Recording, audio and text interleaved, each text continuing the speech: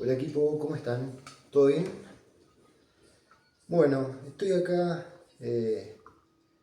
grabando esto y hace una hora que estoy intentando empezarlo, pero no estoy pudiendo porque la verdad es que cada vez que pienso qué decir, eh, es como que se me viene un mundo encima, ¿no?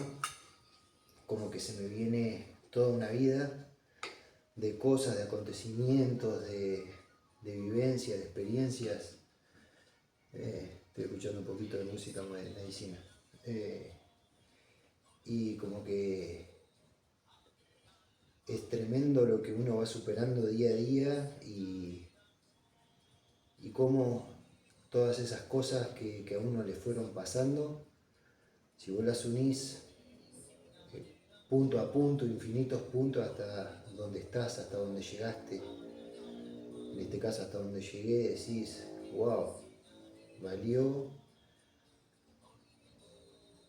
toda la pena, valió toda la pena. Es como decir, todo eso que pasé, que sufrí, que viví, que soñé, que gocé, me entristecí, estuve feliz, toda esa vida te lleva al momento en el que estás hoy. Y la verdad que eso es súper meritorio, ¿no? En mi caso.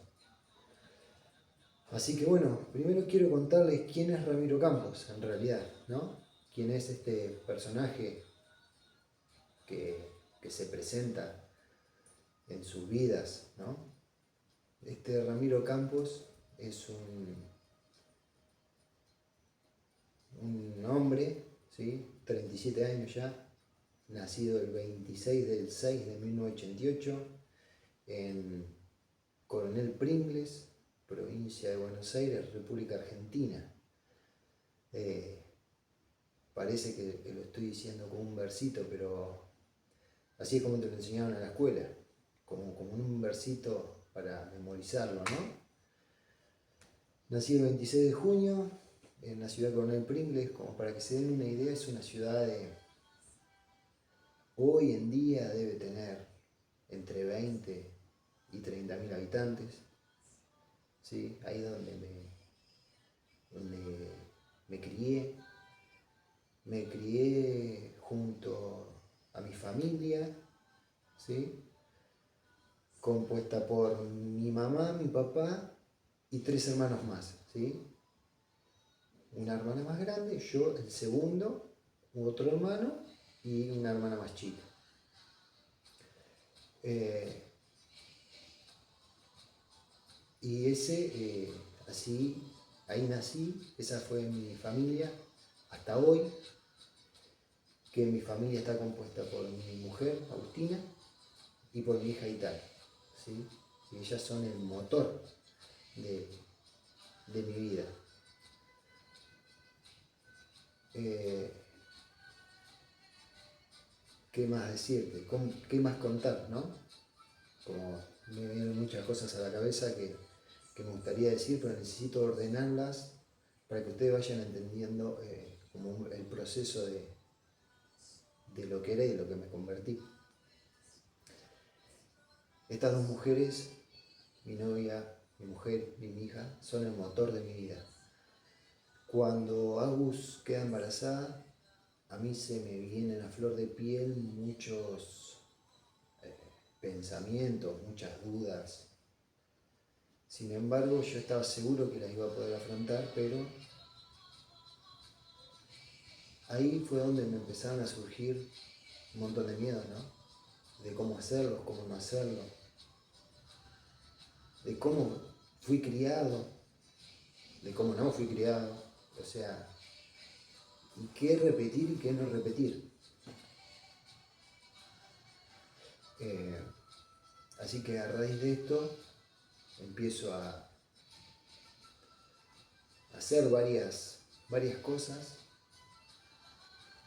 varios procesos eh, que me llevan a ser la persona que soy hoy, que se para acá enfrente de todo y expone sus miedos, expone sus dudas, expone sus incertidumbres, sus glorias, sus sus alegrías, sus tristezas. Eh, Aitana es la personita que me lleva a crecer cada día, ¿no? No sé si es la personita, pero es la que me dio ese clic mental en el cual me empecé a replantear un montón de cosas de mi vida. Y entre esas cosas que me empecé a replantear de mi vida, empiezan a surgir varias situaciones, varios conflictos.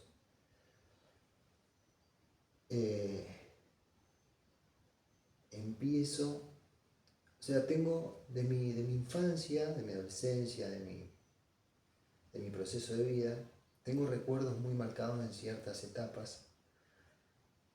La primera es, mi familia se componía de estas personas, ¿sí? Mi papá, mi mamá, mis 3 hermanos y yo. Cuando yo tengo aproximadamente 5 años, mis papás se separan, ¿sí? Ahí viene el primer gran golpe de mi persona, ¿no? A mi realidad. Es como que eso fue un suceso que me marcó, que yo lo vivía, lo vivo como un trauma. En realidad que lo vivía, porque ya está procesado y no me afecta en contarlo, pero era un gran trauma que vivía. Y tengo un recuerdo muy marcado de cuando mis papás se separan y en ese momento a ellos le adjudican una casa de barrio, ¿sí? A ellos le adjudican una casa de barrio y nos mudamos a esa casa de barrio. Tengo un momento muy marcado que es cuando como estaban armando la casa, terminándole de hacer cosas, de pintar y de mudar muebles y demás. Yo estoy dormido en el piso y mi papá se va y no se queda con nosotros. Y ese lo tengo como un recuerdo que marca una gran parte de la historia de mi vida. Es el momento en el que me doy cuenta de que mi papá ya no va a vivir más con nosotros, ¿sí? Lo cual a mí me genera una tristeza enorme, que fue la que fue marcando mi vida a partir de ese momento. Cuando tengo entre 7 y 8 años, creo, aproximadamente, mi mamá empieza a salir con el que posteriormente va a ser el papá de mis otros 2 hermanos, ¿sí? De Nahuel y de Valentín.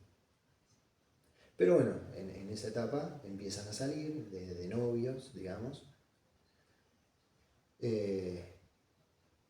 Yo era el varón, el más grande en la casa, y venía otra persona a querer sacarme a mi mamá, cuando para mí mi mamá era de mi papá, simplemente que no estaba viviendo ahí. Entonces tomé como el rol ese de defender a mi papá. Y la cuestión es que de ahí, de esos 7 8 años hasta los 10 años, para mí fue una situación muy difícil, para mí y para todos, ¿no? Porque yo era una persona un niño en realidad, era un niño que estaba con bronca, con odio, con impotencia, con inseguridades,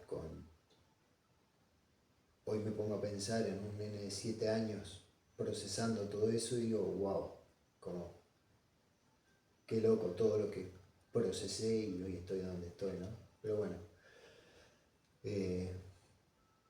planeando cosas para hacerle daño a José, ¿no? Esta pareja de mi mamá.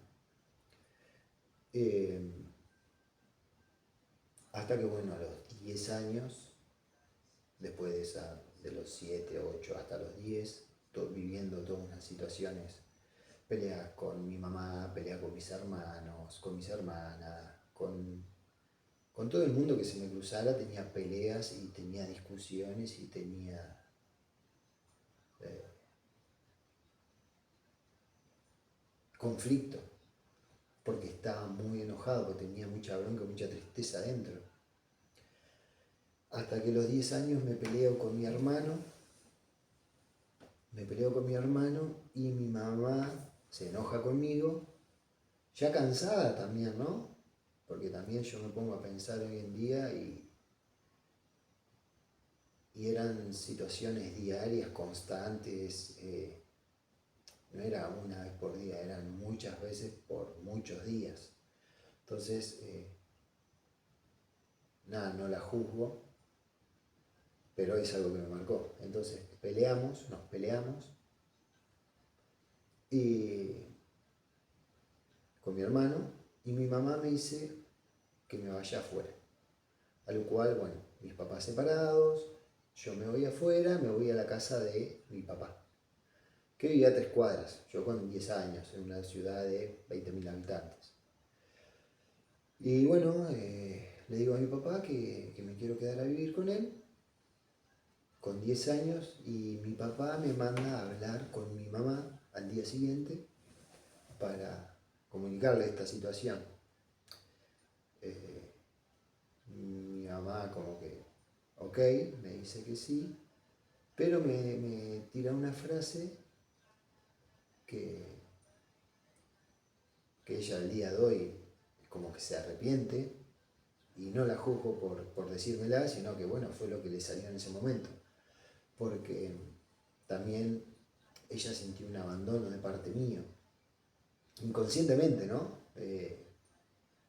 Inconscientemente ella se sintió abandonada por mí, sintió que yo lo prefería a mi papá, sintió que, que yo la estaba abandonando, y bueno, se defendió inconscientemente de esa manera, diciéndome eso, que si me iba que no volviera, y yo le respondí que sí, que bueno, como si vos me pones esta condición, yo no vuelvo, con todo el dolor de mi alma, ¿entendés? Es como, con todo el dolor de mi alma yo estaba dejando a mi mamá por mi papá,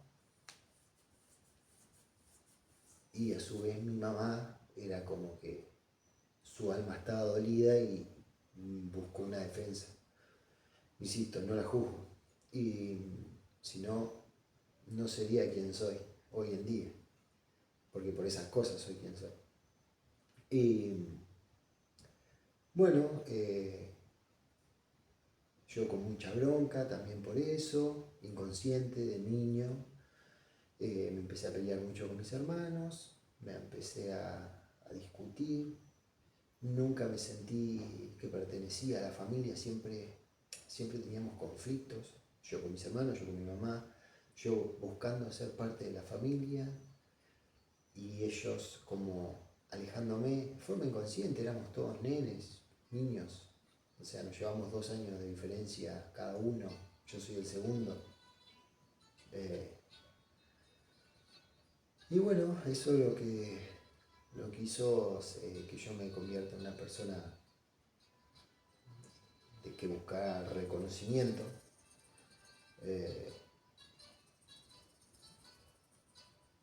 Bueno, ahora estoy estudiando biodecodificación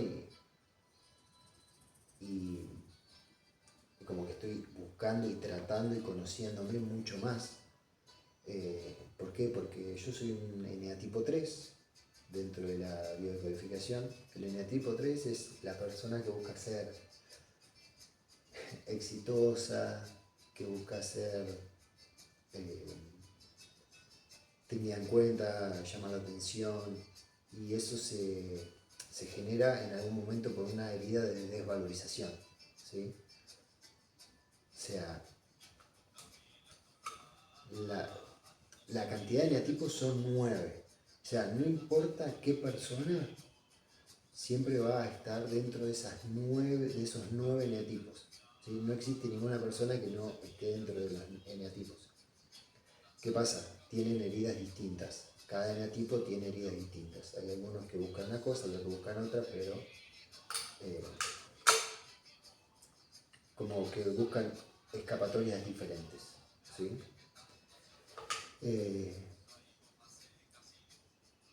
Bueno, ¿qué más contarles? A los 18 años yo a una escuela técnica, ¿sí?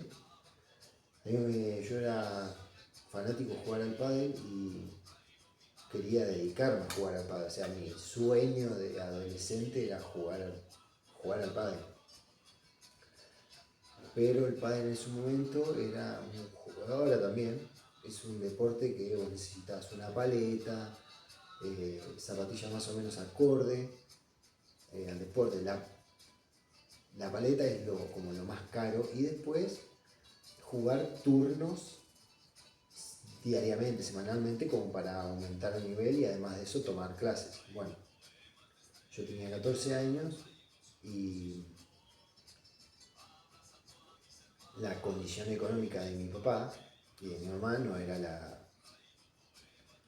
la más abultada. Éramos de clase media baja y hubo muchas situaciones de conflicto entre mis padres por el tema económico y bueno, es como que todas esas cosas fueron entrando en mi consciente y que me llevaron a ser hoy lo que soy y a buscar lo que busco.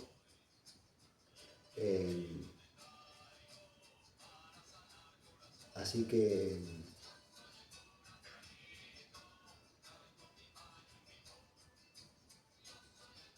me perdí en lo que iba, a qué quería llegar. Ah, ya me acordé. Eh, bueno, que yo quería jugar al pádel profesionalmente, entonces no me podía pagar mi papá toda esa cantidad de dinero, entonces me tenía que conformar con jugar un turno por semana y peloteábamos mucho y en ese momento tenía muchas condiciones. La verdad que éramos un grupo de chicos que estábamos en condiciones de jugar muy bien al pádel. Y,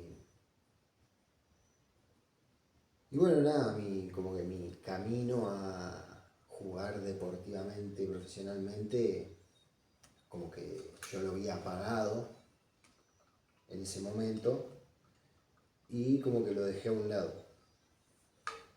Así que cuando yo iba a una escuela técnica, cuando estoy por terminar la escuela técnica, mi papá me pregunta qué quería estudiar.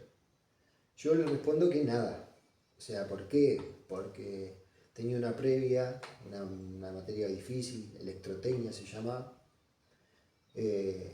súper difícil, y la tenía previa, y además ahí al último, ese año, estaba con una materia complicada. Entonces yo creí que no iba a terminar, que no iba a poder aprobarla esas dos materias que me estaban limitando.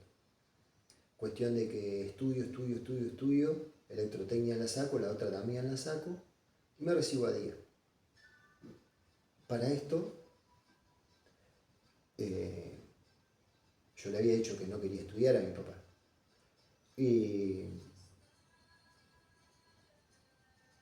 de un momento a otro le voy y le digo que quiero estudiar, que quería estudiar ingeniería civil. ¿Por qué quería estudiar ingeniería civil de un día? Fue como de un día para el otro. Y yo había estado hablando con un amigo que él iba a arrancar a estudiar ingeniería civil y yo le pregunté como, ¿qué hace un ingeniero civil? Y él me explicaba todo lo que hacía un ingeniero civil y dije yo quiero ser ingeniero civil. Y voy a mi papá y le digo, quiero ser ingeniero civil. Y mi papá agarra y me dice que me dice, pero cerraron las inscripciones de la universidad. No, le digo, en la tecnológica está abierta la inscripción. Hasta, ponele, eso era fin de diciembre y esto abría inscripción en enero. Está abierta la inscripción en la tecnológica para ingeniería civil. Mi papá me dice que no me podía pagar el estudio. Al menos ese año. Que yo hiciera que trabajar o que no, como que no me obligó nunca a trabajar, pero que ese año no me podía mandar, como que me lo tomara sabático. Así que ese año sabático hice varias cosas, como yo me había recibido en la técnica, en la escuela técnica, trabajé de plomero y gasista con un primo, haciendo zanja, eh, mucho. Me acuerdo que íbamos a la mañana a las 7:30 de la mañana a las obras y tenía que hacer eh, con una pico de loro y una terraja, tenía que hacer la rosca, los caños de plástico. Eso a las 7:30 de la mañana con un frío de heladas tremenda. Y yo dije, no, yo no quiero hacer esto. Después trabajé un tiempito de ¿cómo es que se llamaba? Tipo bolsero en un colectivo, que el colectivo pasaba a buscar gente. Yo qué hacía, agarraba su bolso, lo guardaba en los bolseros de abajo mientras la persona subía, entonces era como más rápido, porque pasábamos por toda la ciudad. Eso hacía. Y bueno, hasta que me preparé para los ingresos y ingreso a la universidad. En la universidad pido una beca para lo que sería eh, como es un departamento, y no tenía respuestas, así que cuando yo me vengo de Coronel Pringles a Bahía Blanca a estudiar ingeniería civil en el año 2007. Y me vengo a estudiar ingeniería a una pensión en la cual éramos 12 varones. Imagínense una pensión, imagínense 12 varones de 18 años, recién salidos de la casa básicamente, todos juntos en un departamento. Era un descontrol. Un descontrol de suciedad, un descontrol de todo. Por suerte me dan la beca, me mudo a unas residencias universitarias donde convivo con 4 personas, o sea, éramos 4, convivo con 3 personas más durante 3 años que no conocía, que éramos completamente distintas, que no pensábamos igual. Pero fueron lindos años, la verdad que esos fueron lindos años compartidos con Rafa, Gastón y Martín, que hace muchísimos años que no veo, pero lindos momentos. Y bueno, ahí me pongo a estudiar ingeniería civil, entre idas y vueltas, en la Universidad del Sur, entre idas y vueltas. Me iba bien, a veces no tan bien. Me exigía yo mucho, me exigían también. Si bien no me exigían de forma implícita, yo tenía una exigencia de forma explícita. ¿Por qué? Porque mi papá no ganaba mucho dinero, entonces yo sentía que cada cosa que hacía la tenía que hacer de la mejor manera y no me iba bien y me frustraba, pero seguía. Y mi papá me insistía a seguir y yo sentía que estaba haciendo perder el tiempo. Así tuve mucho tiempo, pero insistí. Creo yo mucho por mi papá, porque mi papá es una persona que me ha desafiado siempre a ser mejor, de una manera u otra, ¿no? O sea, de una manera, no sé si buena o mala, pero me ha desafiado a ser mejor. Por esto de la desvalorización, ¿no? Y bueno, seguí hasta que en un momento no pude más, me tuve que enfrentar y me tuve que cambiar de universidad, a la cual yo le digo que nada, que yo me iba a cambiar de universidad, porque perdía la beca yo si me cambiaba de universidad. Me iba a cambiar de universidad, no me importaba nada, si tenía que trabajar iba a trabajar, yo me iba a recibir de ingeniero civil, pero lo iba a hacer a mi modo, a mi manera. Y esa fue la primera vez que me impuse, creo yo. Y bueno, después seguí estudiando, y me recibo de ingeniero civil en el 2017. Fueron años muy lindos, eh, que no extraño, que ya los dejé atrás, que mi vida de hoy es superior a esos momentos, pero que me convierte en la persona que hoy soy. Empiezo a trabajar. Cuando yo me cambio de universidad y empiezo a trabajar de muchas cosas. Ahí empecé a trabajar en un catering, hacía asados y hacía de mozo. Trabajé con un amigo en una pícola, descargábamos tambores, descargábamos bolsas de 50 kilos. La verdad que la pasábamos muy bien, pero laburábamos. He pintado también, he pintado casas. Hasta que bueno, con Rodri, que es mi socio, mi amigo, mi costilla, con Rodri empezamos a trabajar juntos. Él agarra un trabajo de una prestadora de servicio de Buenos Aires y empieza a atender ciertos locales haciéndole los mantenimientos mensuales o lo que surgía. Bancos, tiendas. Y empezamos con él, si bien él estaba a cargo de todo, yo era como su segunda mano y hacíamos mano de obra, ¿sí? Los mantenimientos lo hacíamos nosotros, yo soy técnico electromecánico, él también. ¿Por qué? Porque ganábamos plata y además lo hacíamos en horarios que no estudiábamos. Bueno, después seguimos estudiando con él, nos recibimos y abrimos una empresa constructora. Yo trabajo en otros lugares antes de ingeniero mientras él seguía en la otra empresa y en un momento me propone hacer un cálculo de estructura de edificio.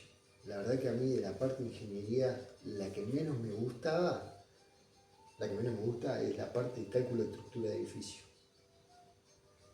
Pero bueno, era un emprendimiento, yo tenía que renunciar al trabajo que tenía que renunciar porque trabajaba muchas horas y me consumía mucho tiempo y lo del cálculo también nos consumía mucho tiempo, entonces no tenía vida. Así que con mucho miedo, con mucha incertidumbre, con mucho todo, renuncio a ese trabajo que era un trabajo estable, de muy buena paga, un negocio que súper respetado, pero decido renunciar para alargarme a lo incierto, a la incertidumbre, porque acá teníamos para hacer un cálculo que cobrábamos bien, podíamos vivir un par de meses, pero si no conseguíamos nada en esos par de meses estábamos en pelotas. Pero bueno, hicimos ese cálculo, lo cobramos y en el momento que estaba todo, que todo parecía ir mal, que todo parecía que nada iba a salir a flote, agarramos una obra desde cero, completo, o sea, demolición, proyecto, cálculo, construcción, todo. Y ahí nos acomoda, al menos yo me acomodo, logro estabilizarme un poco. Yo andaba en bicicleta todavía, o sea, iba a la obra en bicicleta. Y amo la bicicleta, por cierto, no tengo problema de ir a la obra en bicicleta, pero era el único medio de transporte que tenía en una ciudad de 400.000 habitantes. Y ahí como que nos acomodamos y bueno, ahí empezamos a agarrar más obras, más trabajo,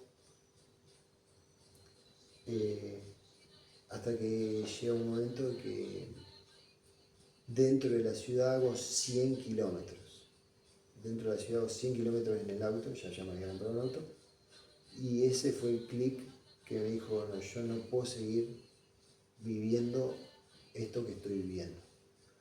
Nosotros en la empresa constructora ganábamos bien, ya teníamos un ritmo de trabajo, un flujo de dinero importante, tenía unos gastos equilibrados, pero tenía buena capacidad de ahorro. A todo esto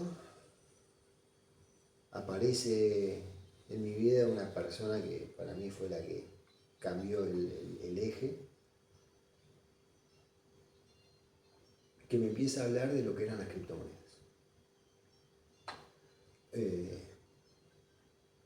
Yo la verdad que no entendí. Esto fue en el año 2020, más o menos, antes de la pandemia o post pandemia, no recuerdo bien, pero fue en ese año.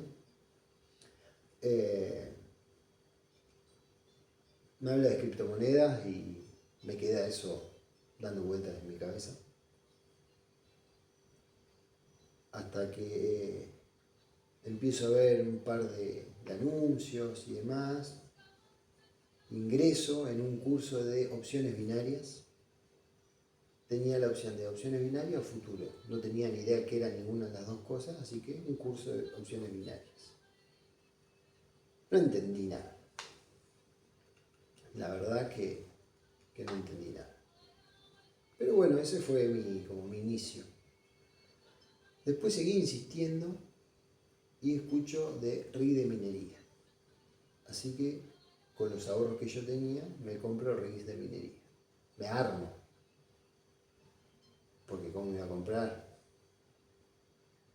Me armo RIG de minería. Un amigo me ayuda, invertimos con otro amigo más. Y me armo un RIG de minería, después me armo otro RIG de minería. Y me desvinculo de la sociedad. Yo había estimado que me entraba cierto flujo de dinero y yo no podía estar más en la sociedad con mi amigo Rodrigo porque la estaba pasando mal. No podía atenderle el teléfono, no me podía levantar temprano, ir a la hora me tornaba de un mal humor increíble, o sea, la estaba pasando muy mal. Decido tomar esta decisión y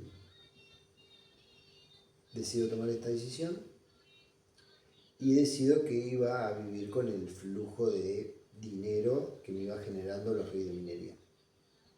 Para esto yo no tenía ni idea de criptomonedas, de red de minería. A mí me dijeron, vos armás esto y te pagan esto y esto vale esto. En este caso era, vos te compras el rig de minería, lo armás. Te pagan en Ethereum en ese momento estaba valiendo $3.800, $4.000, más o menos. Y claro, me pagaban, no me acuerdo, pero yo hacía la cuenta y tenía mis gastos cubiertos más un ahorro. Claro, pero yo no entendía que el Ethereum fluctuaba, que una cripto fluctuaba, no tenía ni conocimiento de nada. Así que ese tiempo que estuve en los RIG de minería, hasta que se produjo la actualización y se dejó de hacer, que fueron 6 meses, 8 meses,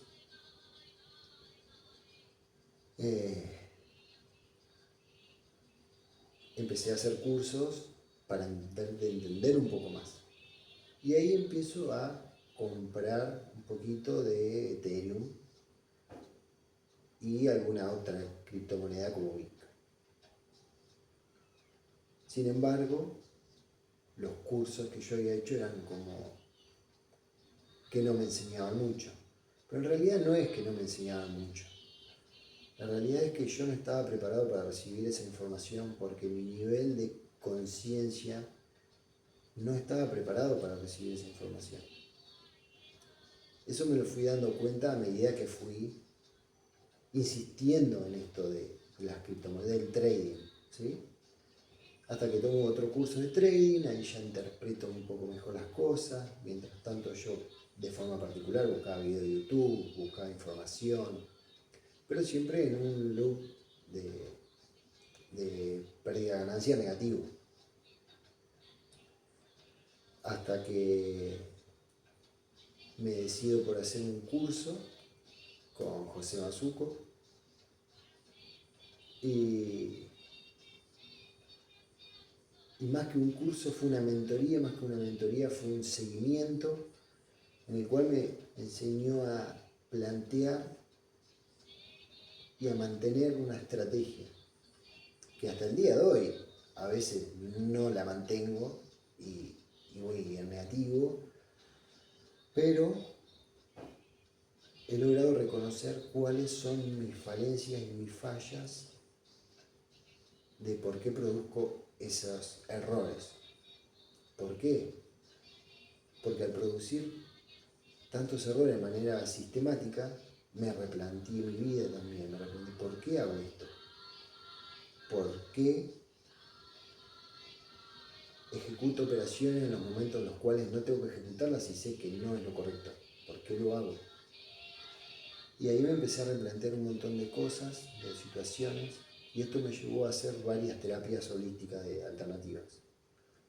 Hago pases de energía, hago tai chi, empezamos a hacer ahora,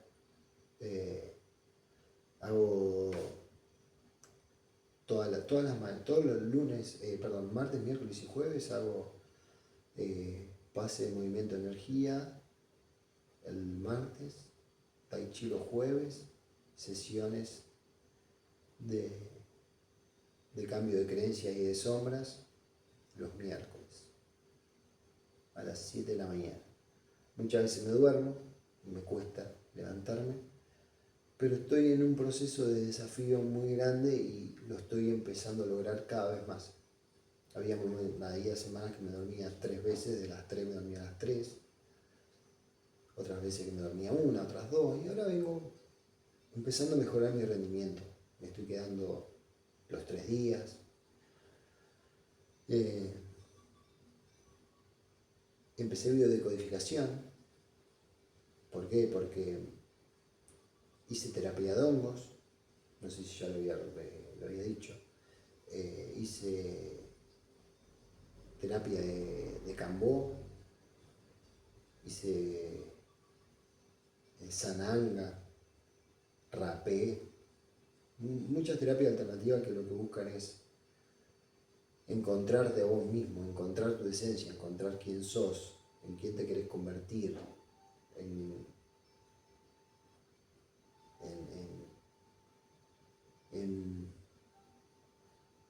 cierra los ojitos, ve a lo profundo, bien interior. Y empecé a darme cuenta de todas las limitaciones que tenía y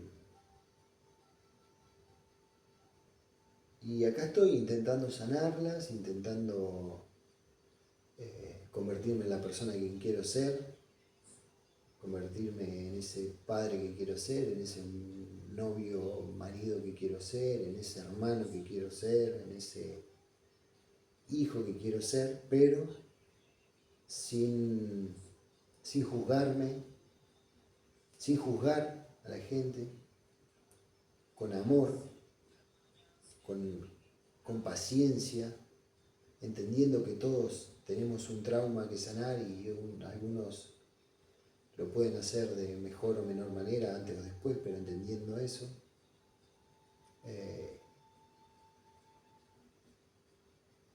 Y bueno, eso es un pequeño resumen de mi vida, para que puedan conocerme, para que puedan saber quién soy.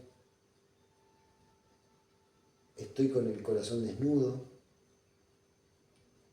y seguramente me olvido muchas cosas en el camino, pero esto es lo que salió hoy, lo que me salió ahora, lo que sentí que tenía para decir, y si es lo que sentí que tenía para decir, es porque lo que tenía que decir es lo que alguna persona tenía que escuchar, porque esto en realidad no es para mí, sino es para una persona que pueda estar en una situación igual, mejor, peor que yo, y quiera salir adelante y la inspire. Capaz que la inspire y diga, si él pudo estar donde está, viviendo en trading, con una familia hermosa, en el lugar que siempre soñó, yo también puedo. Entonces, para inspirar a esa gente y para que crean en ellos, crean en ustedes, si lo creen, lo crean, así que crean en ustedes. Yo creo en mí y sé que voy a poder, y creo en ustedes porque creo en mí.